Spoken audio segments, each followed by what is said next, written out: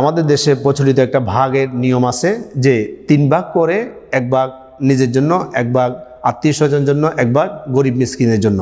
এটা কিন্তু দূষণীয় নয়, তবে এটা শরীয়তের কোনো বিধান নয়, এটা আমাদের বানানো একটা রসম বা রীতি বলতে পারি আমরা।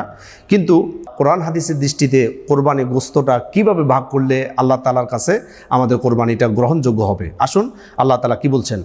22 নম্বর সূরা হজ্জের 28 নম্বর আয়াত আল্লাহ তাআলা বলছেন, ফাকুলু মিনহা ওয়া আতিমুল বাইসাল ফাকির। কোরবানির মাংস বা পশুর মাংস তোমরা নিজেরা খাও, ফকির মিসকিনদেরকে তোমরা দিয়ে দাও। অর্থাৎ তোমরা এককভাবে খাবে না, ফকির মিসকিন যারা আছে, প্রতিবেশী আছে, তাদেরকে নিয়ে খাবে।